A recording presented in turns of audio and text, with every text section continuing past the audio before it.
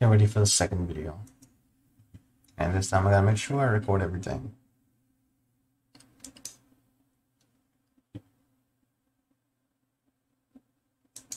Alright, so this is round 2 of my modern prelim.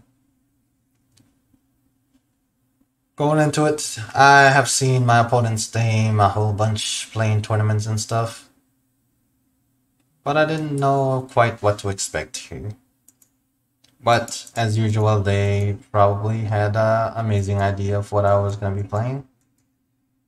I chose to keep a slower hand here just because, you know, I had the extra lands in hand, so if I ran into some land destruction, it wouldn't be too bad. And then as soon as I saw Elvish Reclaimer, I was thinking to myself, ouch. Like, this is a deck I should be trying to, you know, race to get a turn 3 Tron. But I also figured there's definitely going to be a presence of Ghost Quarter. So I didn't take that too lightly. I just went ahead and, you know, tried to get Tron online. Granted, I knew it wasn't going to be 100% possible anytime soon, so the goal was to use Karn Great Creator and then go fetch something to help turn off what my opponent's doing. So they destroyed my land, I went ahead and fetched a basic. Ended up drawing a mine again, so I went ahead and played the mine. And like you all can imagine, here I definitely went ahead and cast a Karn Great Creator. Went ahead and looked for a card. I chose the Ensnaring Bridge out of fear of Primeval Titan attacking me. Then my opponent went ahead and looked for another land, which was the Flagstones. And at this point in time, they just went ahead and attacked and killed my Karn. So I was thinking to myself, okay, Karn is dead, at least it's done its job for this, you know, for this game or whatever.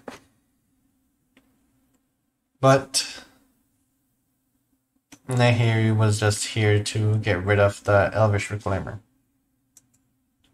Which is, you know, something that works extremely well. When I saw Eladomri's Call, and then my opponent got Dried Up Elysian Grove, along with Rumcap Excavator. I didn't really quite know what I was in for yet. But I was still trying to get, you know, Tron online as usual. Then I was thinking, okay, what can I find that would help me deal with what was on the field? And I didn't have anything in hand. The only thing I could think of is maybe if I played Relic, but Relic is too slow. And here, of course, you guys can imagine my Nahiri got attacked for 4 damage and Nahiri's out of the game now. Alright, so now I had to try to figure out what to do. But lo and behold, my opponent starts destroying my lands. And the first one they destroy is my tower. And then they re-destroy my tower. Then I put a power plant out. And I went ahead and casted Karn. And got a Sorcery of Spyglass. But then, on my opponent's turn, they attack Karn once more, killing him. And then they played a Ghost Quarter. And after they played the Ghost Quarter, they played the Blast Zone. And I can remember just thinking to myself, a Blast Zone, so that way they can destroy my Sorcery of Spyglass, along with the Ghost Quarter bouncing back every turn from the graveyard. Like, man, there's like no way that I can get out of that. But as soon as I went ahead and named the Ghost Quarter here, and then my opponent went ahead and destroyed the Blast Zone, I was just thinking to myself, okay, yeah, that's game. I might as well just go to game number 2 instead of playing this out. So yeah, that was game number 1. So I can just hop into game number 2, huh? Alright, hopping into game number 2. That is what I am going to do. Alright, let's get game number 2 up.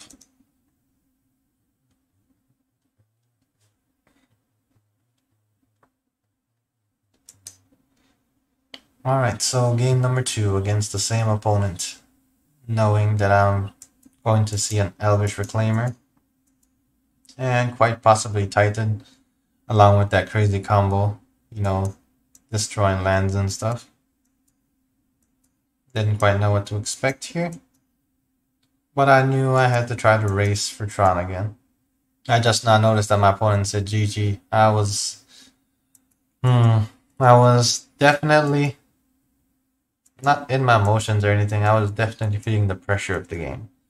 So I probably did not realize my opponent said something. So here my opponent just went ahead and casted a Elvish Reclaimer. And for me, went ahead and casted Sylvan Scrying just to go get my last piece of Tron. And opponent was going to go get a land by sacrificing one with Elvish Reclaimer, but they decided to wait. And then the opponent commented here saying, too bad he didn't register Gadok. That is the Kithkin. The Kithkin pretty much says that you can't cast any non-creature spells that are 4 mana or more, which basically locks me out of my deck, except for a couple creatures.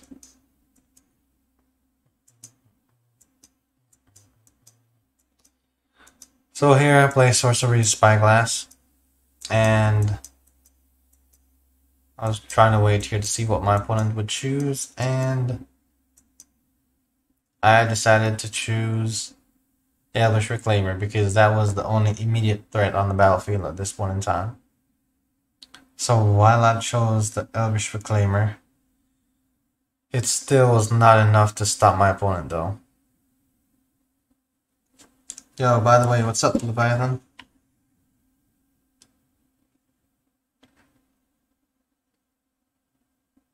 Ah, okay. I gotcha. I wonder why mine didn't show up then. But, yeah. So, yeah, after I saw Elvish Reclaimer, named Elvish Reclaimer just because it was the immediate threat, and I was trying here to look for a follow-up, but after seeing Eldamri's Call and the Excavator get put in the reveal card zone, I knew that I was quite possibly gonna see the Ghost Quarter combo again, and I had to figure out a way around that. And like you all can imagine here, I'm not sure if I casted Doubling Season or Karn. I think I probably did Karn, just because I wanted to go get a Ensnaring Bridge. Oh, I guess I went ahead and casted Dragon God. I guess, oh yeah, that's the Destroyer's Excavator. Let's see. Probably from the previous game.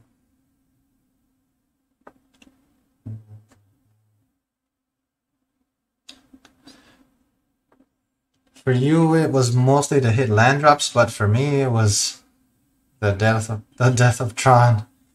Like knowing that I'm never gonna have Tron online again. That's too much to deal with this deck. So I kind of had to do all I could to protect it. But with the call once again and a Primeval Titan going into the reveal card zone and an attack just to kill Bolas there, I could pretty much see that the game was about to be over. And then once the Feel of the Dead and the Valka hit, that's two things that I always have a problem dealing with because I know I can stop the Titan from attacking, or I can make it to where only one creature attacks. But then the damage that comes over the top, I don't... I'm pretty sure I don't have a way to deal with that. Like, I could have casted Platinum Angel here, but she would have died to damage from Valakut. So I was kind of stuck here because I didn't know exactly what to do.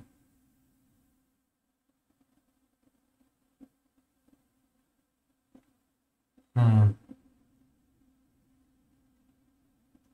I was thinking of getting Ghost Quarter instead of Valakut. Hey, the Ghost Quarter is something that I definitely fear. If you had gotten the Ghost Quarter, I actually would have been able to survive though. I think. Yeah, I would have been able to survive for at least one more turn. The issue then would have been if you destroyed the mine or if you destroyed the power plant. Depending on which one you chose, I might have been back in the game again. But yeah, the Valakut just to go over the top was definitely the right call in this situation. And then once you went ahead and I guess I ended up putting Doubling Season out because I had the mana for it.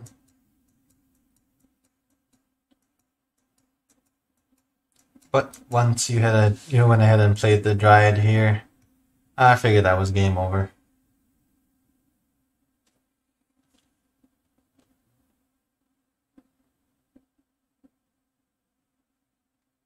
Yeah, the Valakut was definitely correct. You top deck the apparition, huh? Man.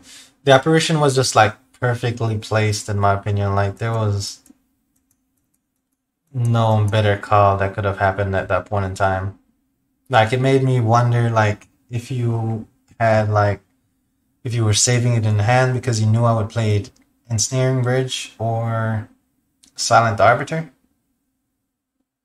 Because my goal was just to stop the Titan from attacking, which wouldn't give you the extra Valakut triggers. But yeah, the apparition just perfectly answered that, and then you swung for damage. And especially with the lands entering play, that was game.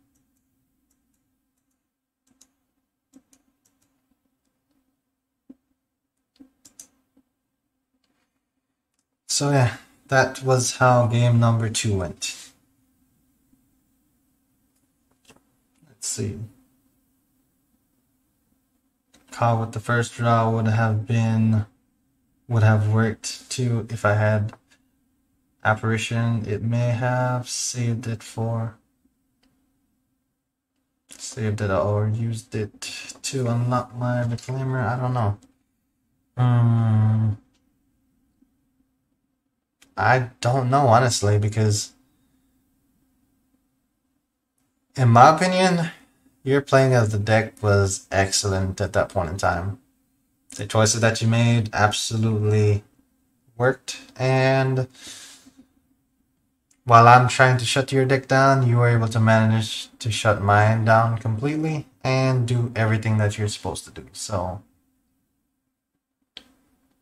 just excellent gameplay there in my opinion. All right, let's go to the third game, or I should say the third round. Once I got to the third round, I was definitely feeling the pressure from playing your deck. You know, I was thinking to myself, oh my gosh, I'm going to run into another Titan deck. And it's going to happen all over again. But I was just trying to think, how could I have played differently in order to win that game against you? And I didn't have an answer. Like, I felt like I made the absolute best plays that I could, but it was just not enough in that case. But because of that, I think this game I was definitely feeling the pressure, so I wasn't trying to keep any hands that weren't gonna get me to run fairly quickly. In this case, I kept both cards in hand, 2 pieces of Tron, Cascading Cataracts. Yes, I know, kind of living on a hope and a dream for the next piece of Tron, but it's gotta be a risk you're willing to take. As soon as I saw my opponent play a tower, I was thinking to myself, okay, well, this is gonna be a Karnov.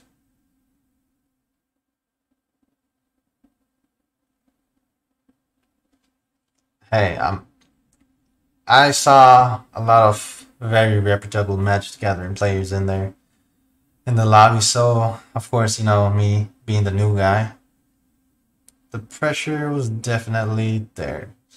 I was pretty relaxed though, the fact that he actually responded to my, good luck, have fun here. But yeah, on turn number 2 for my opponent, as soon as I saw him Ever-Flowing Chalice, I was thinking to myself, if I can play Kind Great Creator, I think I pretty much have this game won. And I ended up top decking a power plant, so hey, that was all luck there. But as soon as I casted the power plant, I decided to go ahead and scoop, which, hey, a win is a win, and in this case, I'll take it. I can completely understand why though. If you're playing a deck based solely around artifacts, and you see Karn there to shut your deck off, it's pretty much a wrap. Alright, so this was the second game.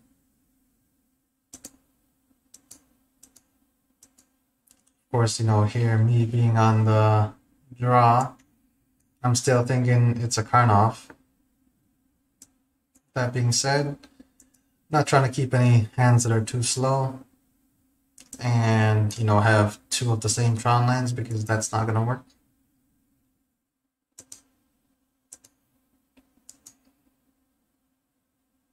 And as soon as I mulliganed, saw this hand, I was like, I can't really mulligan anymore, because if I do end up drawing into a forest, I could potentially play the Oath. I can, of course the power plant's being played. I can play the Expedition map and maybe draw into another piece of Tron. And after that I had to look at my cards again just to see what I had. So Golos here could get a Tron land if I end up ever getting the 5 mana. And yeah, I'm just kind of living on a hope and a dream here. But as soon as I saw Inventor's Fair hit the battlefield, I thought to myself, okay, my opponent's missing Tron as well by at least 1 turn. So because they're missing Tron by at least 1 turn, it gives me the opportunity to play catch up. So went ahead and played the power plant here and the Expedition map. Passed the turn back. And I saw an Ever-Flowing Chalice again, along with an Astral Cornucopia. So in my head I'm thinking, okay, for sure this is Dicebox. So I'm like, okay, what can I do besides Karn that would shut the deck off? But the only answer I really had was Karn. Then I end up top decking a tower. So definitely playing the odds there was definitely in my favor. So went ahead and played the tower, and I just went ahead and fetched a mine right off the bat. Reason being, I didn't expect my opponent to interact with my Tron lands at all, especially, with the fact that they haven't played any Tron lands for themselves yet. So I was just kind of focused on what I was doing, not what my opponent was doing. But then there, as soon as I saw Karn played, I'm thinking to myself, okay, how do I get around this? And the only answer I had at this point in time was to go ahead and cast Golos and go look for a land. And next turn, follow up with a Nicol Bolas Planeswalker and start destroying things. Probably the first target is going to be Karn here.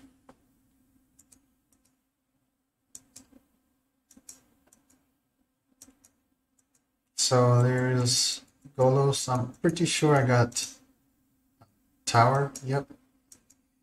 Inventor's Fair went off there. Opponent played Crucible of Worlds. And when I saw Crucible of Worlds, I was thinking to myself, why a Crucible of Worlds? But let's just say I found out very quickly that Ghost Portal was coming and it was going to be looped back constantly. So here my mine was destroyed, and mine destroyed, I got a forest. But since I had both of Nissa in hand, I wasn't too scared about that. First thing I did here is, of course, did some damage to Karn. And after I did the damage to Karn, I was thinking to myself, why did I attack Karn if I could just use Nicol Bolas Planeswalker to, you know, destroy it? But then I realized I have to kill Crucible of Worlds, otherwise me getting Tron online will never be something that happens. So I went ahead and casted the Oath, and I got no pieces of Tron. But I also realized that if I played a power plant, regardless of which land was destroyed, I had a possibility of getting Tron online next turn.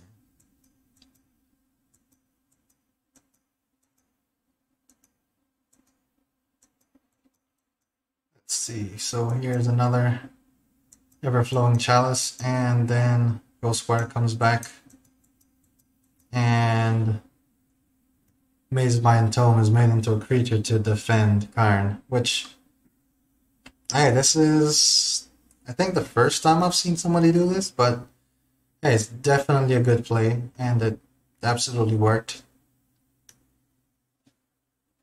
Also, this Ghost Water here was just bugging me all game. But also, since I knew I played 2 basic lands, I wasn't too scared at this point in time. Where it would really start hurting is if it happened again next turn.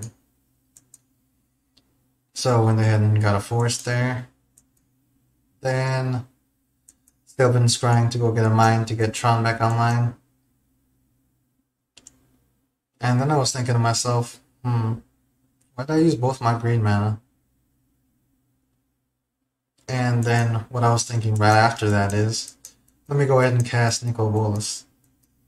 Now, for some odd reason, I was there clicking away, and I realized that I was short 1 mana. But I guess the pressure was so high that I completely ignored the fact that I had not tapped a mine. Then I untapped all my lands, and I looked at it again, and I was like, how on earth am I short mana to cast Bolas? So I went ahead and tapped all my mana again after this attack.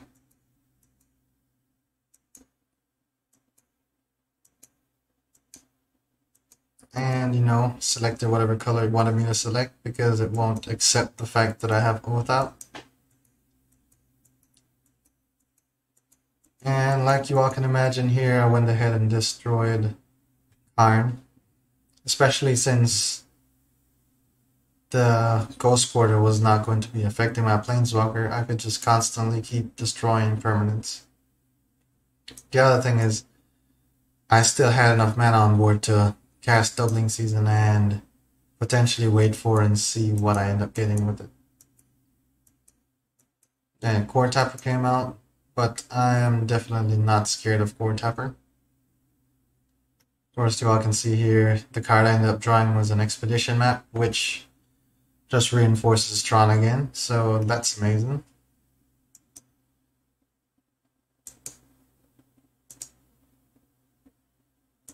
So here I decided to finally blow up the Crucible of Worlds because I'm tired of not having Tron. And went ahead and cast a Doubling Season. That's mainly because I don't need any more mana for, you know, me to be able to cast Planeswalkers. Especially since I have Oath of Nissa out and I have more than 5 mana. The only Planeswalkers I need more mana for is, of course, Bolas, Ugin, and Karn. Let's see, I had 2, 4, 6. So I had 6 mana out. Which means that any Planeswalker is a win condition at this point. So my opponent does not attack at all. Oh, this is my attack phase, huh? I decide not to attack at all. Opponent, of course, on their turn, tap their mana, end up playing Mystic Forge. And at this point in time, I was thinking that I was dead. Because knowing how my opponent's deck works, if the right sequence of cards were on the top, they would be able to keep casting spells and just find their win condition, and then that's game. Lucky for me though, I ended up getting one more turn, so I was okay with seeing what I got. And Inventor's Fair also got sacrificed to go find a Walking Ballista.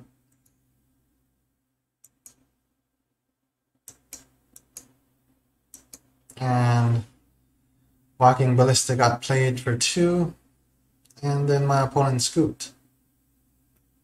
Now, I'm pretty sure the reason why is even if he targeted Bolas here for 2, Bolas would basically go back up to where he could ultimately get next turn anyways.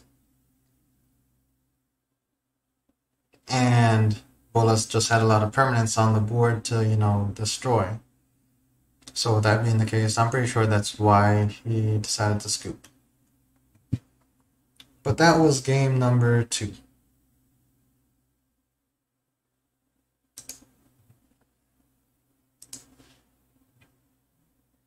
I should say round number 2.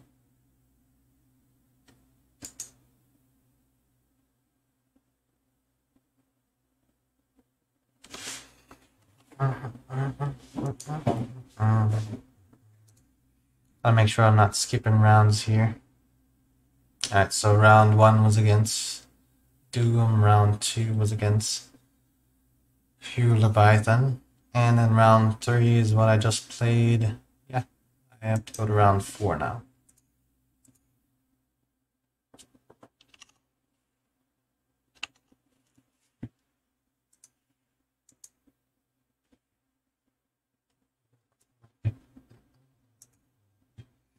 Alright, so round number 4.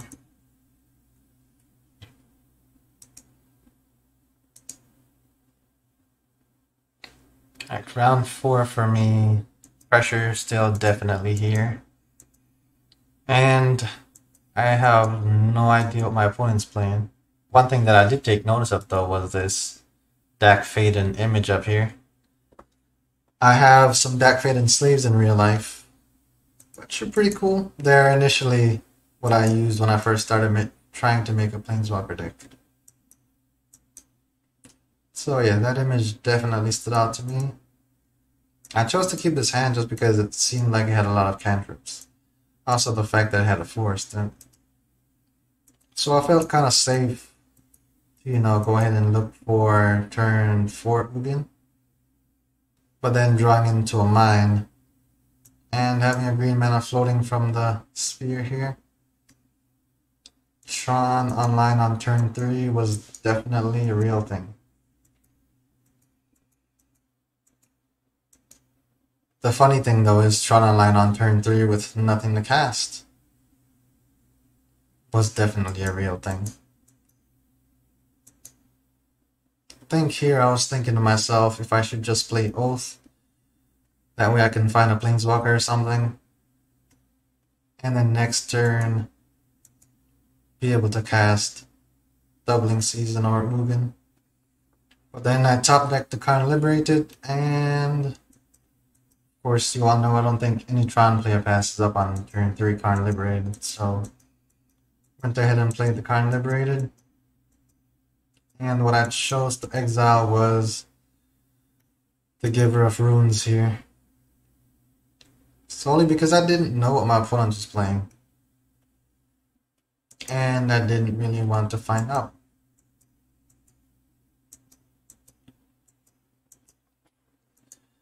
Then as soon as they played the call and I saw Magus of the Moon, I thought to myself, well, Tron is definitely going to be offline in a turn. And then surprisingly, it was not. So, since The Voice of Plenty here is what was played. For me, it was an easy choice now to just go ahead and play Ugin. So I just went ahead and played Ugin, and of course, like you all can imagine, used Ugin to exile everything.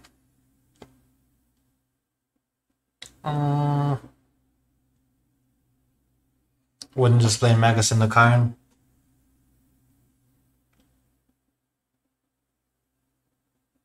I guess you do have a point,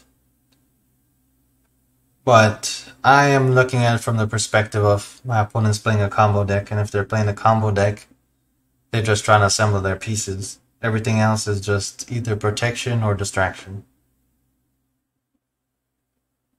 So that was my mindset. But you're absolutely right. But for me, not being familiar with my opponent's deck, I'm just thinking everything is a combo, and it's either distraction or protection. So then I need to find a way to get around that. But when I saw the Voice of Plenty there, made me kind of happy. Used Karn to exile everything, and that was game number 1. Let's see, because if we don't have action exactly here, we hit Shahili, and then we can't hit Magus.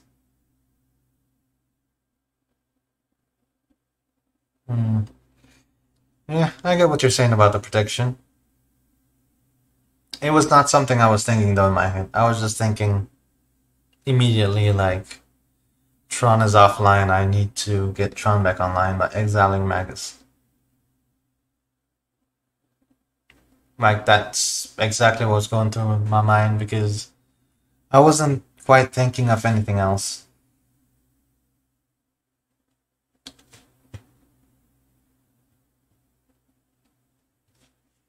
Alright, let's see this last match.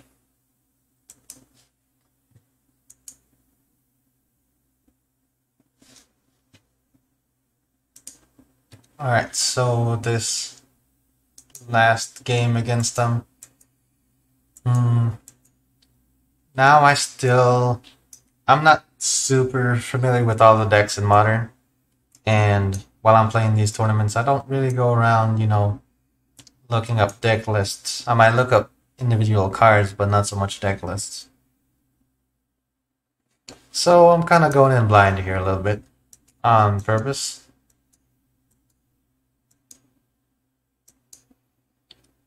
But after mulliganing twice, I felt like I had to stop at some point in time before, I just automatically lose. And Oath of Nissa here with a sphere for some extra draw seemed like a good stopping point. But then Emrakul off the top, definitely not what I wanted here. But I knew I could at least draw 1 card and then see 3 more cards to potentially get a piece of Tron. Now I end up getting an Expedition map here, so things are looking up. And I end up getting an Ugin and no piece of Tron here. I went ahead and played the extra tower and the Expedition map. I think I top deck a piece of Tron next. If I remember right. There's Magus of the Moon going to the revealed card zone again, so fully expecting Tron to be offline here for a while.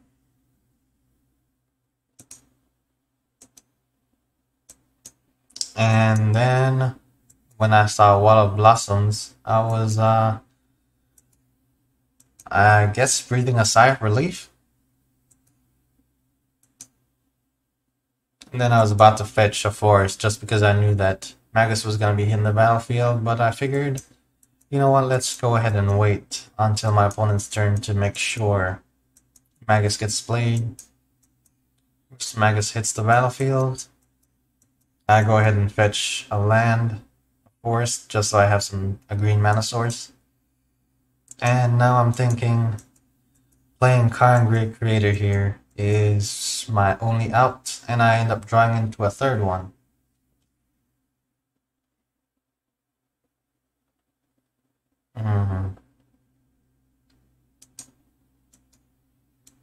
Yeah, I'm kind of surprised. I guess the decks took a lot of people by surprise.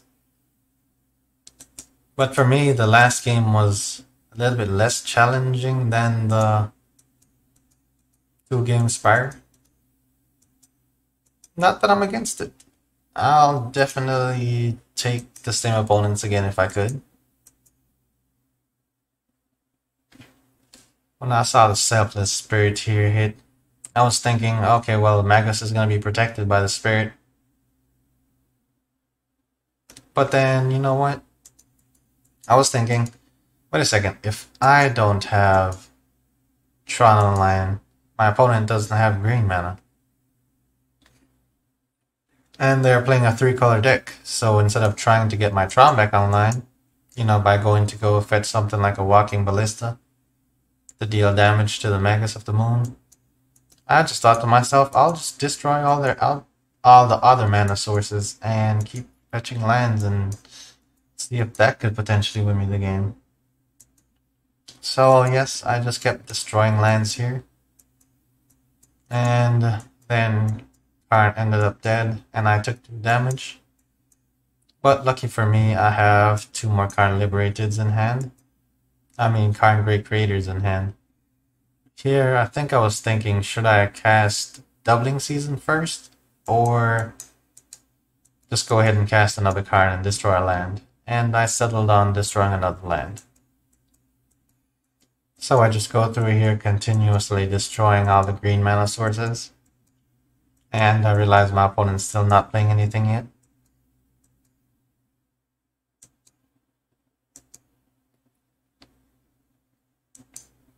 And once again played a land and destroyed the last possible green mana source.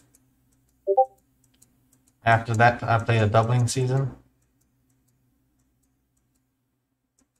And like you all can imagine, of course my play next turn is going to be Karn. But then when only one spirit attacked, it was kind of sending a message to me that maybe he wanted the Magus dead still.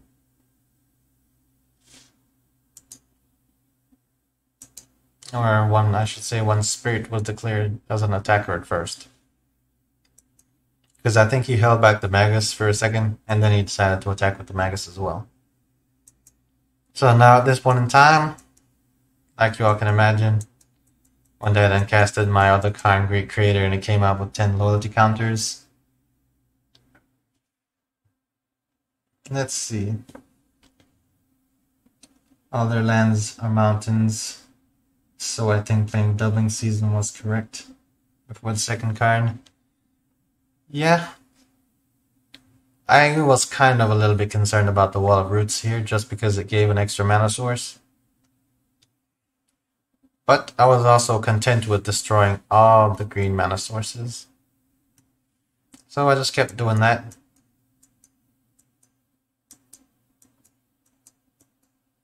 And then my opponent finally got a green mana source and they did nothing that turn, which is kind of surprising to me. So I just blew up another land. And then after everything was tapped, I was expecting, let's see, Court of Calling, or some type of spell like that. And then I remember thinking to myself here, oh man, this sucks. I should have used Karn's ability to do something. Let's see. Their Stomping Grounds didn't make green mana, so I thought we didn't need to get rid of them immediately, which is what I was thinking. Yeah, you were absolutely right. There's no reason for me to target all of those other ones, but let's say my Karn wasn't out here. My opponent could have definitely used a Skyclave. Oh, that says non-land permanent you don't control. The first thing I was thinking in my mind is they could have used Skyclave to exile the Magus, but that's not a thing that could happen. But either ways, I tried to blow up another land. Opponent played the Skyclave Apparition.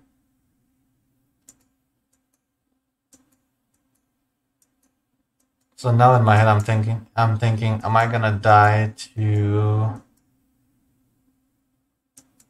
getting beat down from these few creatures out here? So I went ahead and played another doubling season. In my head, what I'm thinking now is if Skyclave Apparition leaves the battlefield, I will get 4/4/4 tokens. Because I should get 1 for Karn, but it'll turn into 2, which turns into 4. So I'm thinking those 4/4/4 tokens might be able to do it and, you know, save my life at this point.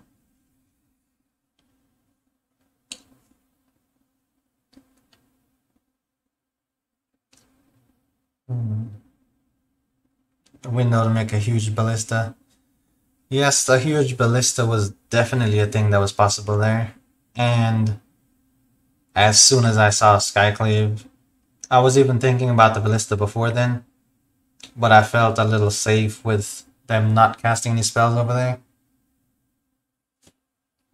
But the Court of Calling was not something that I was expecting. Here I'm just looking for cantrips to see if I could find a Planeswalker to win the game. And then I ended up finding old reliable Jace Cunning Castaway. And like you all can imagine, make a whole bunch of tokens. That way I can attack next turn.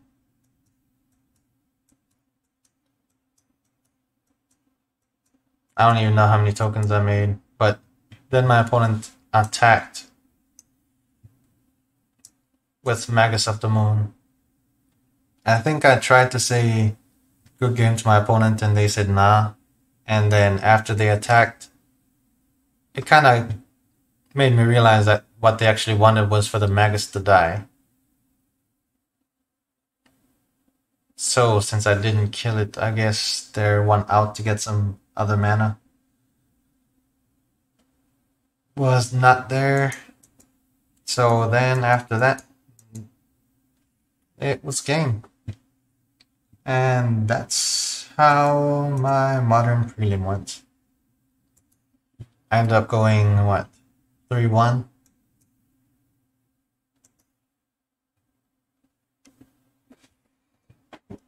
But I would say, for sure, since I made changes to my deck and added in more Karn Liberateds and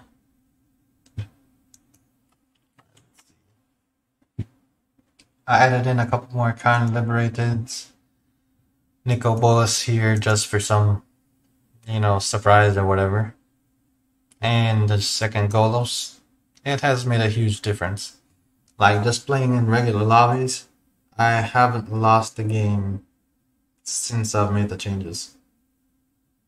And now I feel like I go through playing games and I'm a lot more relaxed because I don't have to be uptight about what my opponent's doing. So for sure, I would say the changes definitely made a difference. One thing that I kind of don't like is the fact that there aren't as many Planeswalkers as there were before. But, hey, understanding the state of Modern and realizing that some things work in the Modern meta and some things don't, I have to be able to accept the fact that some Planeswalkers had to be cut out of here. But now I'm only running with the one Jace. I guess I should say 2 Jaces, Architect of Thought, Cunning Castaway, Nico Bolas, Dragon God, Nahiri, and Sam the Tested. So only the Planeswalkers that can actually have a win condition if doubling season's out. And I decided to cut the rest. Like the Bolas here, the reason why I decided to choose this Bolas versus any other ones is because it can destroy lands and take control of creatures. Also, its ultimate ability, you know, making the opponent take 7 damage, discard 7 cards, and sack 7 permanents is a pretty huge payoff. and knowing that he upticks for 3 each time, so it only has to uptick twice, and you can use its ultimate ability and it's still alive. That's pretty good. Salmon doesn't seem that great, since it doesn't do a whole lot without doubling season. I'd rather play multiple copies of something like Nahiri.